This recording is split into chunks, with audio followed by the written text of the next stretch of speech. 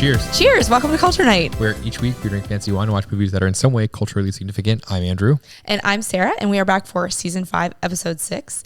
And to just jump right into podcast business, this is a very special episode because this is episode number 50. Ding, ding, ding. It just feels like such a big accomplishment. I knew you said it was a milestone. I thought it was 40. No, 50. 50 episodes. Wow. Mm-hmm. We're 2 weeks away from a full year's of weekly content. So how are we going to celebrate? We are celebrating tonight with bringing Tobin James back. Number 5. So this is a Tobin James 5 for their 5 varietals. It is 28% Cab Sav, 22% Petit Verdot, 20% Merlot, 16% Cab Franc, and 14% Malbec. And it is, I believe, 2016. It's the 2016. We had a couple of blends. There's nothing that is, I think, particularly fancy or special about the 5s, but it's something from since we got our first shipment of Tobin James, we just were like, we're saving this for our 5th dating anniversary. Mm-hmm. And we did. And we drank it on our 5th dating anniversary. And it's been our milestone wine for our whole relationship. Yep. Big deal, big celebrations. I think we've used it definitely for a couple episodes of Culture Night so far, but 50 was really worth celebrating. So we have our Tobin James 5, and I've been missing Tej. Man, a lot on the nose there. Oh my God. I love 5 is one of my favorites. Mm-hmm. A lot of like fruits and berry there on the nose. You're just jumping right into it. I know. I couldn't wait. Ooh. A lot of sweetness there. Like I was gonna say, like really like dark cherry tartness, but also some like oakiness. It's fairly thick and viscous there. Yeah. That's delicious. Tobin James just does it right. Their wines are so good. Never disappoint. I mean, maybe they're not like above and beyond, but even every time you have one, you're like, yes, this is great. So anyways, we are excited to be celebrating episode 50 and drinking our Tobin James wine. And I think with that, we're just going to jump right into Slept On It tonight. So last time we watched Notting Hill. Does your rating change after sleeping on it? I gave it a 5.3. You gave it a 5.7. Yes. I'm going to bring it down to a 5. I was giving it a 4.8. Like, I still feel like a lot of parts of it gave me that warm, cozy feeling that I want from a rom-com. I do wish it was slightly shorter. And I guess, I mean, we've talked about a lot. The chemistry is just not great. Didn't love the romance part of it. It wasn't, funny enough to really justify either part of it. So, and it also didn't really feel like a super original story. I feel like celebrity falls in love with a commoner is something that maybe isn't on every story, but it's common enough where it's just kind of like, okay. Yeah. Felt very like lazily made. Yeah. As soon as I saw that she was like a celebrity, I was instantly like, I'm not as excited about this. But I am glad to have seen it and to add it to my repertoire. And I think now it's time for some fact snacks. And I feel like I almost need to like really bump the volume up. I was scared there for a second. I just give you real bad. Yeah, it's just the halfway point is just not loud enough. So anyways, one of the things that we talked about in last week's episode was it based on a book? And the answer is no. It just came to the writer, the idea. It's been a while since. I can believe that because it wasn't super compelling of a story, but it still felt like it could have been like a condensed book. But it just came to him one night. I want to say either in a dream. I read this article with all my notes a while ago, so I'm not really sure on all the specifics. But yeah, just the idea just came to him, and he just sat down and wrote the script. So not based on a book.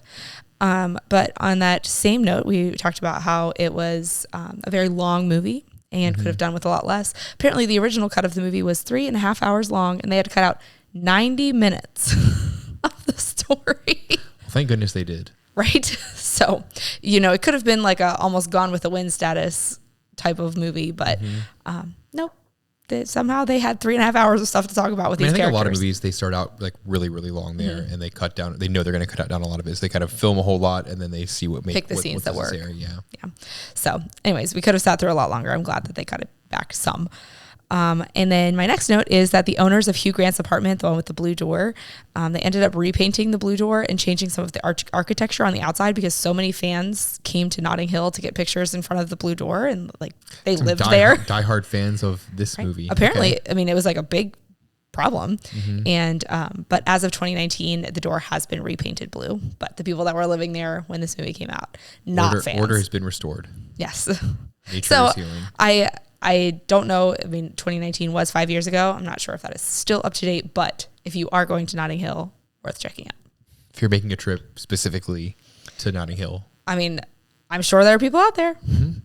And then I don't have too many notes on this, but my last one is that Rhys Ifans, who played Spike, he apparently really leaned into his character and didn't bathe much during the filming of the movie. And wherever his hometown was like fairly far from where the studio was where they were filming. So he just camped at a nearby campground and like wouldn't bathe and just like was really leaning into being like that dirty roommate. Gross. And apparently a lot of the cast was like upset about it. But I mean, gross, not for me. But you know, I appreciate when someone is willing to go the extra mile. I think some movies don't require method acting. Like rom-coms do not require method You don't acting. need to get into character for something like this. Like if you're Daniel Day-Lewis and you're doing some super crazy intense, sure. This is a rom-com and a cheap one of that. So unnecessary. Yep. And you're not even the main character. So yeah, I thought that was I think interesting. it was just an excuse for why he didn't bathe for a month. Yes. But I really was like, thought the whole camping thing was interesting. Like, no, I'm going to rent an apartment that's closer to where we're filming or something like that. No, just going to camp. Whatever floats your boat. So that is all I have as far as fact snacks go. Would you have any other thoughts, ideas about this movie? No, but now I'm thinking about him getting into character, and I'm wondering because that same actor was played Luna Lovegood's father in Harry Potter and the Deathly Hallows. So, like, what did he do to get in character for that? Did he like go to Hogwarts? I don't know. I feel like maybe he did some drugs. I was going to guess that too. I mean, knowing the Lovegood family, there's some kind of potions going on in that house. Yikes. So that's my last thoughts on Notting Hill. Yeah, I wanted to like it more because like I do like Julia Roberts and I do like Hugh Grant. They just don't have that magic together. I think a lot of it was just the script and the story. It was just pretty, it was pretty forgettable. It felt, I guess, somewhat like Hallmark Channel. Yes, definitely like a Hallmark Lifetime movie feeling. That's definitely an overdone story. So big name celebrity goes to small town. Oh, that's why it's so familiar.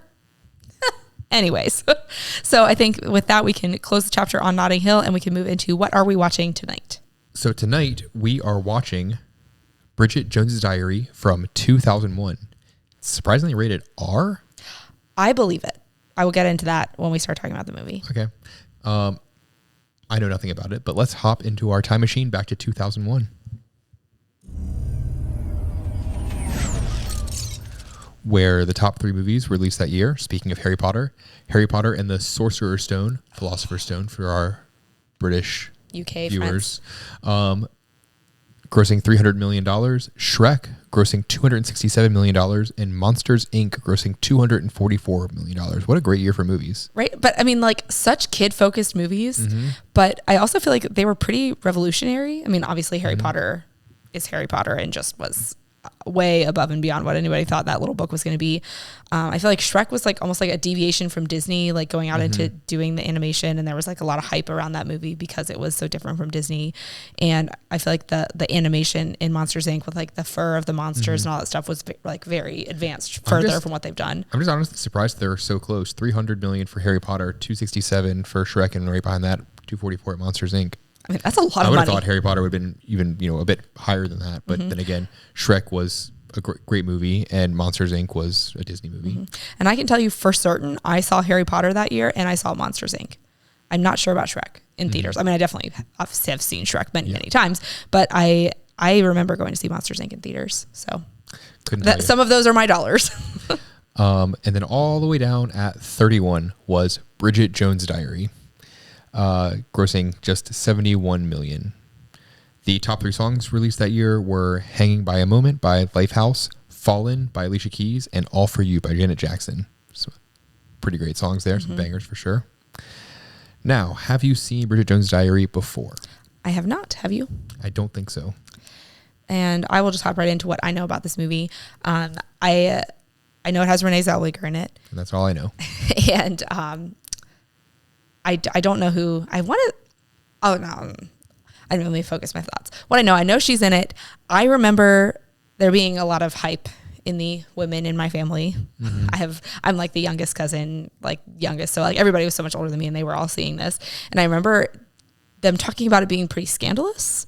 So that I was not surprised that it was rated R, because I was not allowed to see it because I was only like 8 or 9 at the time. And I remember there being like a big like, oh my gosh, Bridget Jones's Diary. It is based on a book, I believe. So based on a diary, you mean? Maybe. Probably. So I'm really excited to see this, because I remember like being told you are too young to see this movie kind of thing. So I'm interested to see what it plays out. I don't expect it to be too scandalous in retrospect 25 years later, but I'm excited to see it. My lazy guess is that it's like just this woman documenting like her like sexcapades or something like that.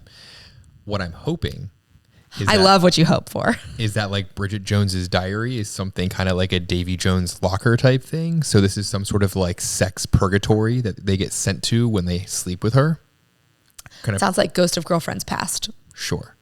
Which was also a terrible movie, but. So I'm hoping that that's kind of what this is, and that it's then a bunch of guys trying to escape from Bridget Jones's Diary or something. I love that guess. I also don't think I think you're more correct on the first one. I feel like you said, she's going to document all of her sexcapades and stuff. I feel like there's going to be some kind of like, she's got 2 guys in love with her and she's writing or like dating him at the same time and writing about it. And somehow the book gets out, the diary gets out, and there's the diary has to play a big role. So someone is going to find it some kind of scandal, whether it's dating 2 people or something.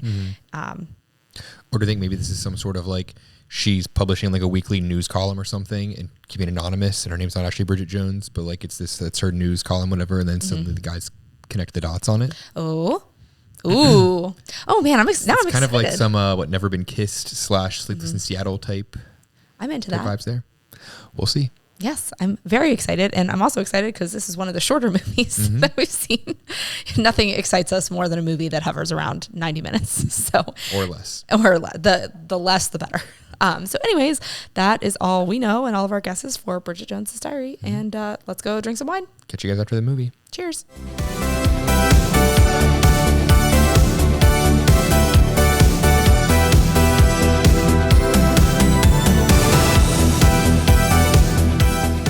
Yep. Cheers. Welcome back. That was Bridget Jones' Diary. Before we jump into the movie, let's go start with the wine and the wine scale. So the real wine scale this today. Is back to our normal wine scale. For those of you joining just this season, usually we are drinking a lot of high-end, generally Tobin James wines. So the wines we drink on the show generally are very good wines. So that being said, our wine scale is heavily weighted. So a low score does not necessarily mean that it is a bad wine, because these wines, as I just said, are all very good. That being said, I'm going to rate this one a 6.6. Again, I was willing you with my eyes to do the same score. I'm rating it a 6.8. We were very close. Yeah. It was very good. I mean, and I don't know if that's just coming off of drinking a lot more, because he kind of alluded to, we've been drinking just like arm length medium shelf wines from the grocery store. So we've had some from Costco, some from Kroger, just, everyday wines that you might be able to find in your own grocery store. And I mean, for the most part, they've been okay. But like when you drink something that is like from a winery shipped to you, it's just really good. And comparing it now, just taking a sip of our after show wine, which this season is the Kirkland box Cab Sav. There's really nothing going on with this box wine, and it highlights just the big gap between that and higher end wines. I'm just really glad you reminded me, because I forgot that we'd switched wines already. Just talking about this one and just being so caught up in how delicious it is that I forgot it's not bad. It's just there's a big difference. It smells so different. It is wild. It is. I mean, I think I never really appreciated obviously as a kid, you're not drinking wine, but everyone's like, oh, they're so snobby about wine. And I'm like, okay, like it all looks like grape juice. There are differences. Yeah. There's going to be some really, really delicious, very good wines. Not that we are super sophisticated. I do think I'm going to go on record as officially saying, I think this is better than the black box. At least as a harsh contrast from what we're drinking here. Like I think it tastes less sweet. It's less of an aggressive, like I've got a mouthful of Hershey's chocolate that I feel like when I get with black box, like this feels a little bit more mellow. I do like the Kirkland. Shout out to Costco. That's funny. I was going to say I get some like dark chocolate vibes from this. So not quite Hershey's chocolate. It's just like always like not even like Hershey Kisses, just like those little squares of Hershey's that are now milk like chocolate mostly wax. Yeah, that every time I drink it, I'm like, ugh, it's very sweet, but I don't get as much of that on this Kirkland brand. So no offense to Black Box. I've bought a lot of Black Boxes in my day, but I'm here for the Kirkland. Anyways. However, if Black Box wants to sponsor us, we can change that tune. Yep. I mean, I will drink Black Box. I'm enjoying Kirkland right now, but we're open. Anyways, shall we move into the movie? Yes. Movie rating out of 10. I guess I should go first this time. Sure. I'm going to give it a 4.8. I'm giving it a 3.3. I just enjoyed this more than I enjoyed Notting Hill. And so I gave Notting Hill a 5.7. So I felt like I had to give this, and I moved it down to a 5. But like I had to give it at least close. Like I'm changing it to a 2.8. Really? Just the more I think about it, like the plot like didn't really flow very well. It just kind of seemed like I couldn't really follow it for bits of it. Wasn't super funny.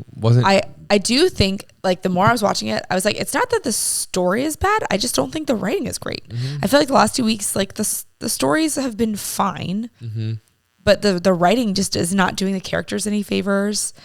I also just really feel like there weren't really a lot of likable characters in this. Like Bridget Jones is a hot mess, and like we all have some hot mess stages of our life. I get it.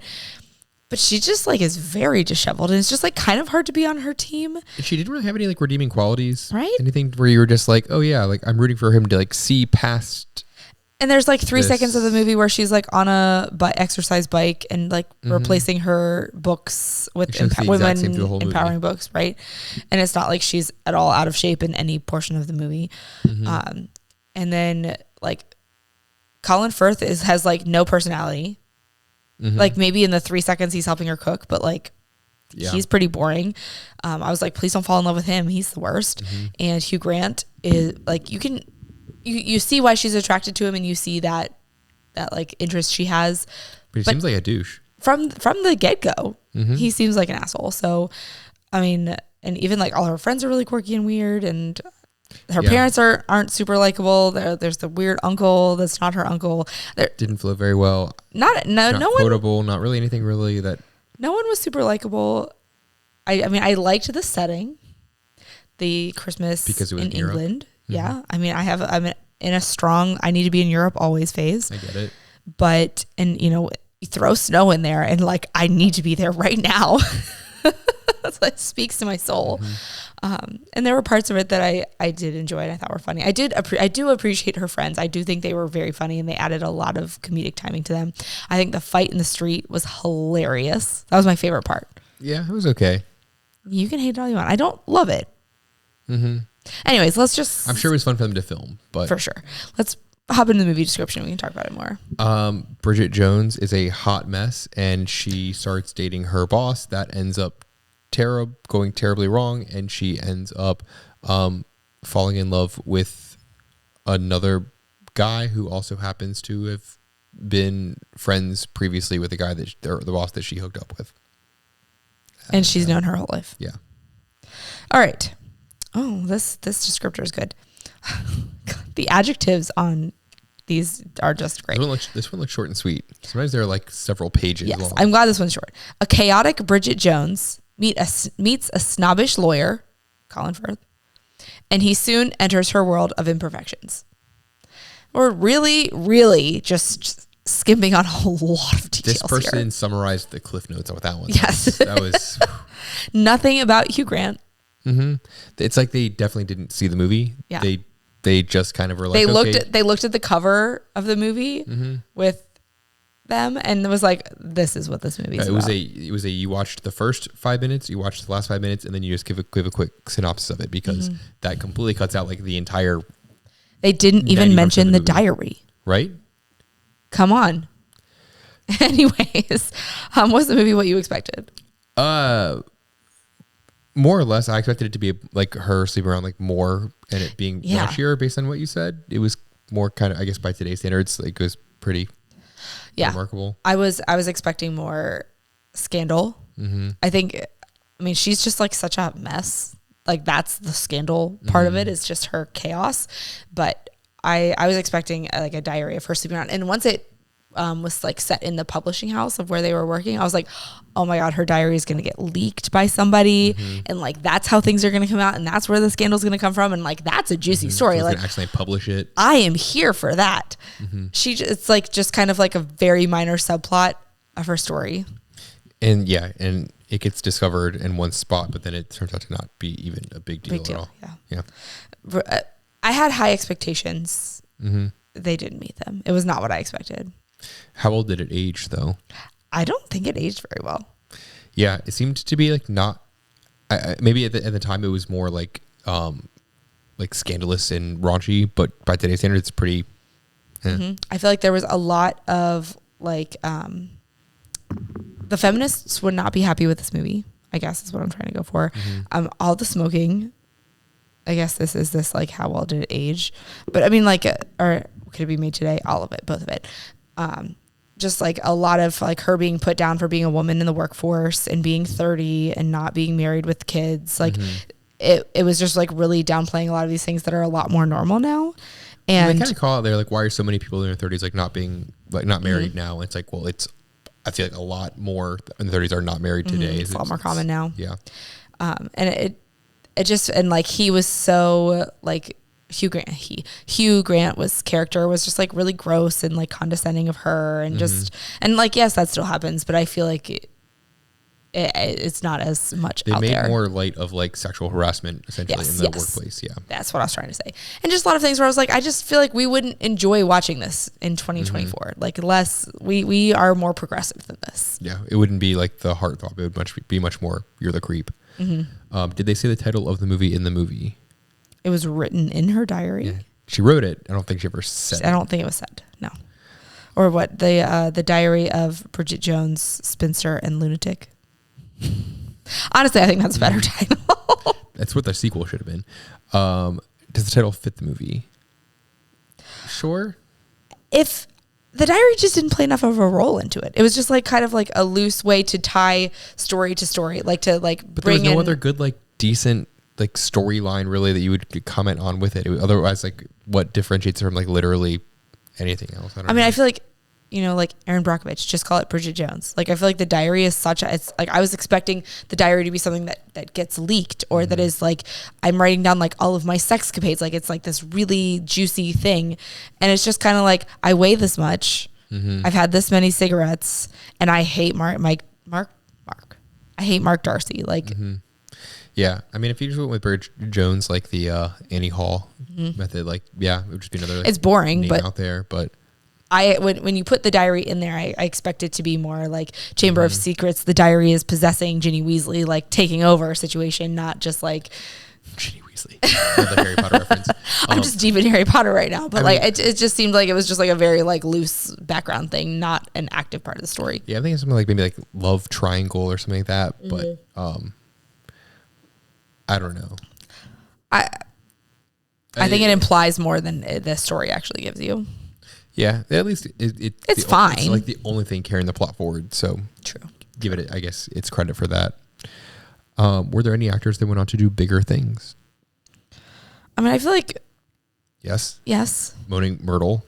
Yes, because poor Shirley, whatever her last name is, I'm so sorry, I don't know your full name off the top of my head, is known according to her bio on the TV as in Bridget Jones and in Harry Potter as Moaning Myrtle. Yeah, I think Moaning Myrtle is probably where more people have seen her nowadays. I mean, it also doesn't help that like her introductory scene in this movie is her crying in a bathroom. And I'm like, well, that's clearly Moaning Myrtle because that voice, right? This is how she got the part. She just sent this in as her audition. Yeah, and Slughorn, I think that actor had been on a lot of other things, but most there's a lot of our generation now know him as Harry Potter runs deep in this movie. Slughorn and Madame Pomfrey. Slughorn and Madame Pomfrey are married in this. Scandal. Some inter-staff mingling there. And I mean, Renee Zellweger was in Chicago the year after this. And obviously Hugh Grant was in a lot of things. Yeah, I think he was already kind of somewhat established. Colin Firth probably as well.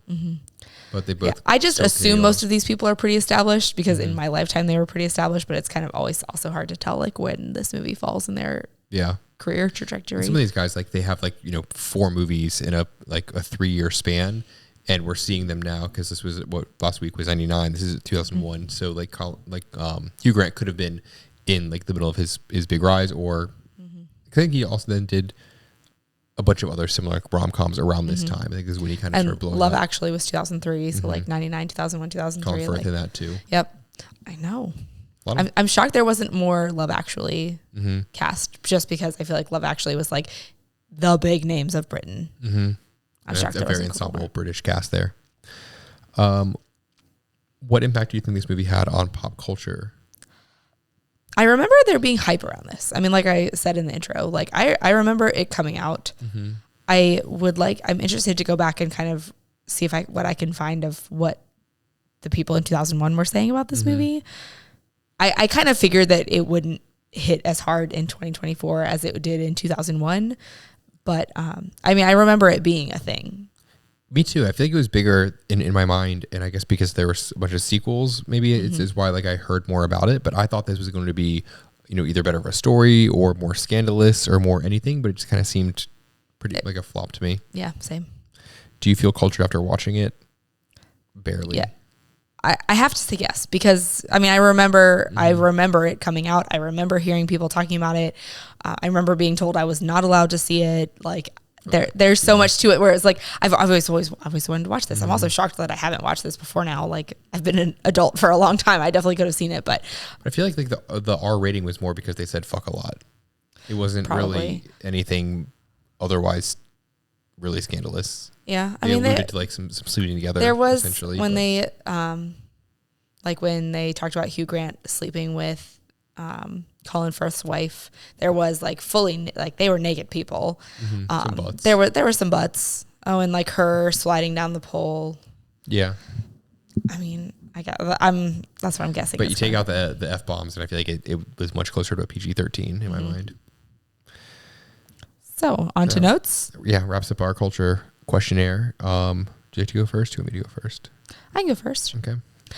So number one, I'm pretty bummed because within the first second of the movie starting, I was like, oh man, I meant to talk about in my what do you know about this movie is I was 99% sure it was set in England. And I remember there being a lot of hype or like people talking about Renee Zellweger's British accent in this. And I don't really remember the specifics about what people were saying, but I remember thinking like, even this morning, I was like, oh, I have to remember to mention that, like, I'm pretty sure it takes place in England. And I was pretty sure Hugh Grant was in it too, in her British accent. And I was just so mad that I didn't say that in the before show. So no one believes me now. I didn't think her British accent was really bad, though. It was better. And maybe I was like remembering people just talking about it. I always assumed, was under the impression that it was not very good. But the more I listened, I was like, I mean, I think it's pretty believable. Yeah. I wasn't. There were a couple times where I was like, I think you kind of slid into it. But overall, it was not as bad as I was expecting it to be. Yeah. I've heard worse British accents before. Definitely. So I'm just mad at myself for not mentioning that in the pre-show because I definitely knew that going into it. My next note is pushy moms. So that first Christmas party, where her mom's like trying to set her up with people. And I feel like always I was like, I just like don't understand how you can be that pushy, blah, blah, blah, blah. And like, maybe not to the extent and in the certain ways, but now that I am a mom, I'm like, I very much can see the fun of being like, ooh, like, should we set her up with somebody? Like, oh, but like, or, oh, like, did you hear like so-and-so is here and they have this kind of prestige. Like I see more of the game of being a mom, and especially like given the way her mom's storyline plays out of like, being a mom is her life and she never really found herself, that she's just kind of like really leaning into like, well, this is all I have to do is to try to like set my children up. But I kind of get the like pushy mom, like, oh, like, why don't you go over and talk to him? And like, I would hope that I could do that in like a very fun, loving way when our girls are in that stage of life. In the moment you're mortified, but like then as like an adult looking back, like at that, you're just kind of like, you see the obvious things and you're just like, just go. Like, yeah, just so I thought that was like, as I was watching, I was like, God, that's so annoying. And then I was like, oh, but I can also totally see myself doing that. Okay, so my next note is this movie just gave me so many the holiday vibes.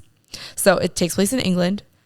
There's a sad, lonely woman who's just like very down on herself, and she is in love with her boss and that works in some kind of publishing company. And it's set around Christmas time. A lot of the big scenes are Christmas time. And if Hugh Grant is not Jasper from the holiday, especially when he comes back on her birthday and he's like, oh, I'm such a terrible person. And he like is so like Jasper coming in at the end of the holiday. I'm so mad. I had this note. I'm so excited to do this. That's why I wanted to go first. Damn it.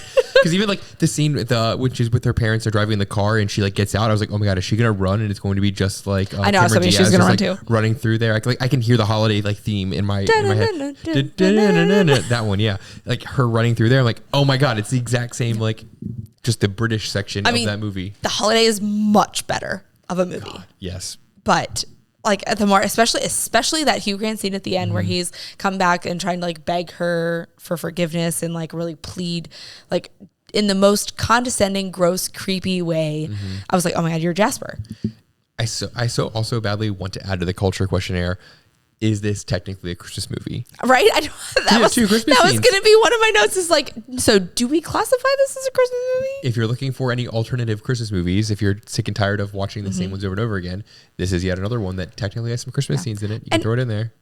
And it wasn't like a bad, I mean, I know you didn't love this movie, but like if you're really looking to switch it up, there are worse things that you could be watching. I mean, The Holiday is probably, if you're going to pick between the two, I would watch The Holiday, but... ends like somewhat at Christmas time and with the snow and everything. Yeah, you could do that. Yeah, but also like you do love to make the case that The Holiday is in fact a New Year's movie and not a Christmas movie. It's called The Holiday, not The Christmas. That's the hot point of contention in our home. Anyways, so I'm glad that we were on the same vibe there because I mean the more I was watching it, I was just like, oh, and this, just like so much crossover there. My next note is so much smoking. Like, I think we are just so far enough removed chugging cigs from like, I mean, in America, you can't smoke in restaurants, like smoking in public places is so uncommon.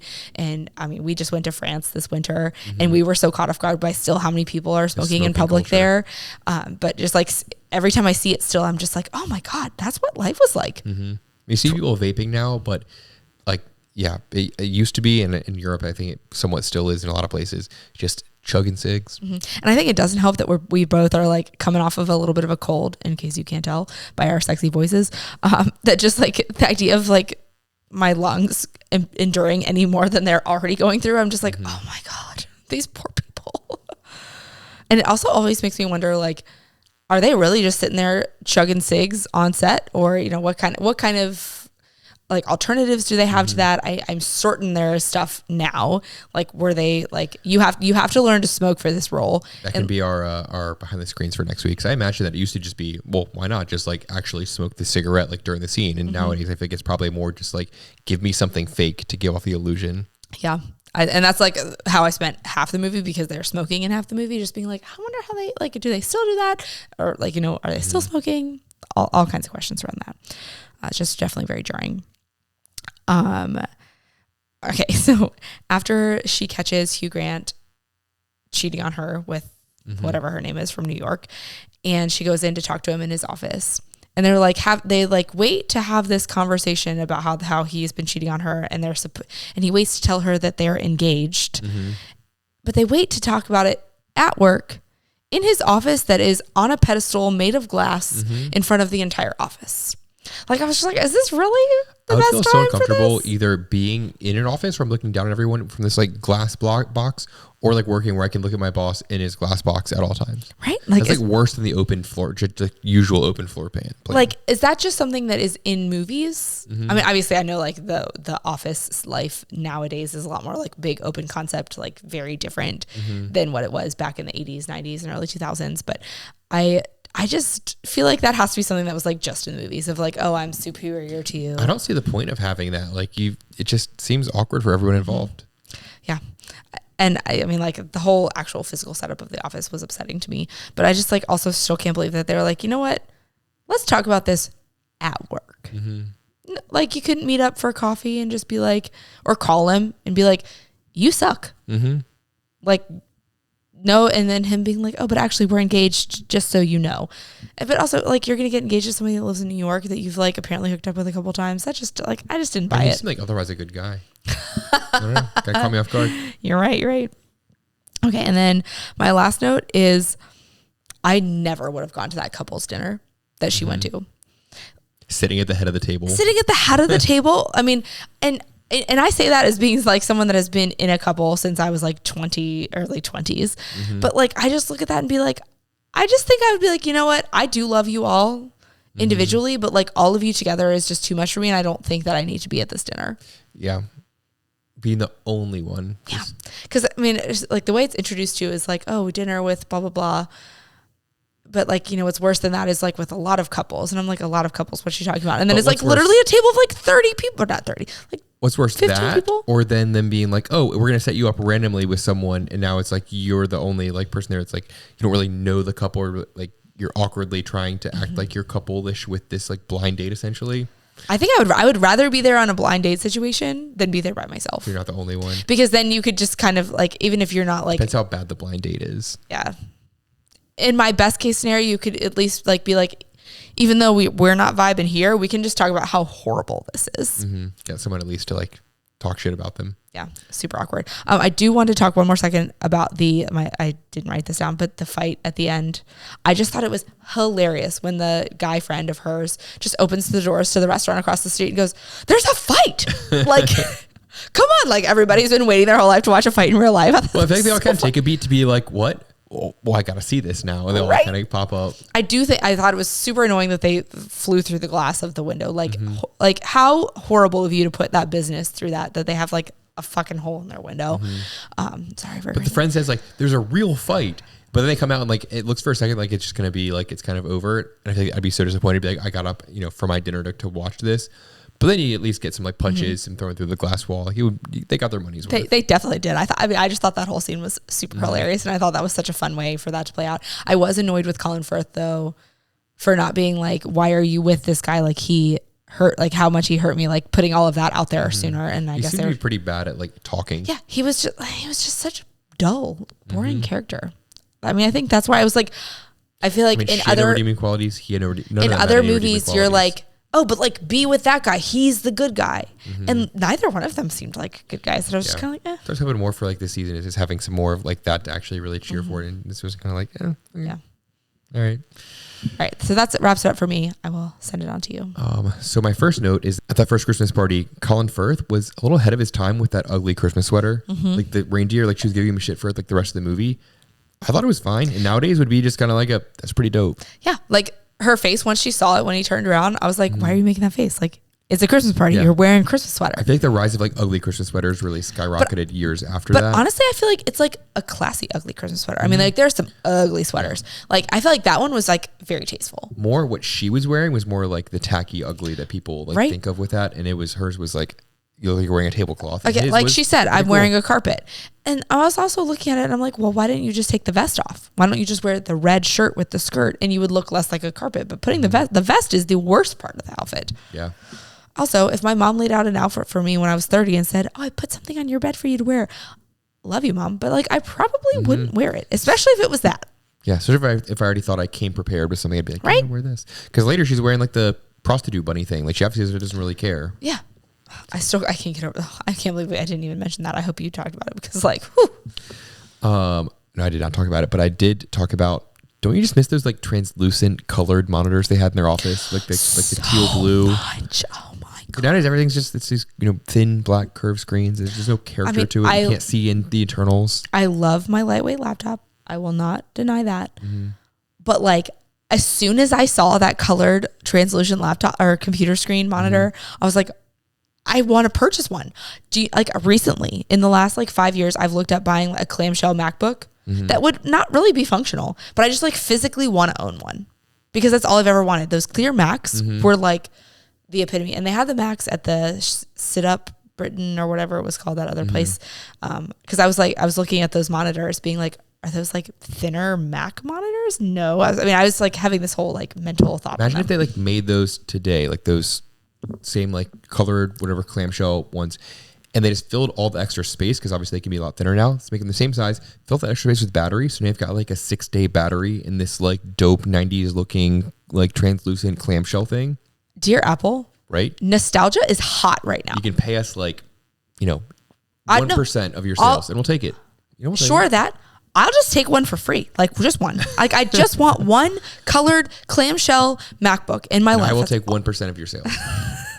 Luckily, we are in a partnership, so this works out for me. I just want one of those clear clamshell MacBooks more than anything. That's all I've ever wanted. I literally had, this is embarrassing, in a magazine, there was like a slightly like more like cardstock pullout of a clamshell MacBook that you could like pull out of the magazine, and I cut it out, and I just like, whenever my friends would come over and we'd like play school or whatever, I'd be like typing on this like literal piece of cardboard clamshell MacBook because I've wanted one for so long. And like seeing them on there, I was like, the second I saw them, I was like, what is that? I want that. Just missed your birthday. And now you tell me this. I know. You could have gotten me one off eBay. They're probably either completely non-functional or ridiculously expensive. But if it's non-functional, I don't even care. I'll just pretend. Because I pretended on a piece of cardboard. A piece of, not even cardboard, it was cardstock. It was like literal paper. I hope that's somewhere in my parents' house. It has to be. I loved that thing. They've not thrown anything away, so probably. I'm glad you brought that up. I love that nostalgia so much. My next note was that Hugh Grant looks sickly. I was so glad that you said something out loud because like we just saw him in Notting Hill. And then, I mean, and he looked young in that, and he looks young in this too. But I was like, there's just something that doesn't look right. Was he like in that like new like Hollywood, getting introduced to all the cocaine and all the drugs, everything? It's like the Matthew Perry, like just kind of all of a sudden look really sickly, really skinny type thing, because he just did not look well in this. He did not.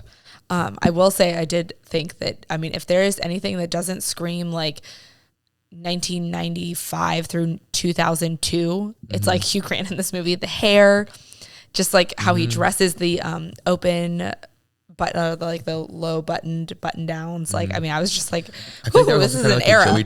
Early Joey Tribbiani hair, like the big flowy. It also gives me some Sean Hunter vibes from Boy Meets World.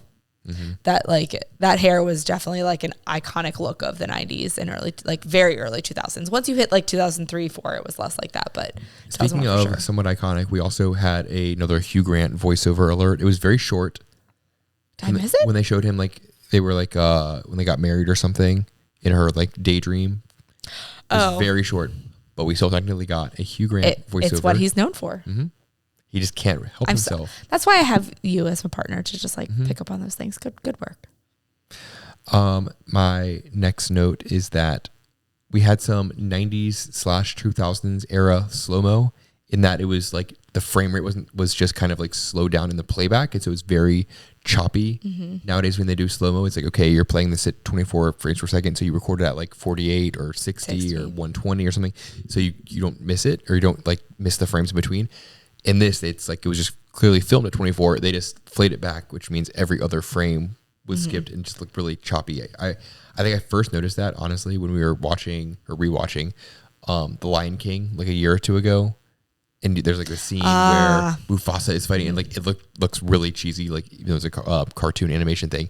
And I've seen that more of the 90s, 2000s like slow mo. It's like nowadays they record it at a higher frame rate. This it was like we already have it. Let's make it look more dramatic in slow motion. And it just looks terrible. Yeah, I didn't notice that quite as much. I did notice they trying to be kind of artsy with their shots though, especially like she like walks out of her apartment and then all of a sudden it's like over top of the car and then it's like down next to her. Like there was some like, let's be cool. And I'm like, it's just a rom-com. Like we don't need to be super fancy. I did notice some like camera angles and frame and just like the camera work where towards the beginning when she shows up at that Christmas party, try to show that her mom's kind of like quirky and weird.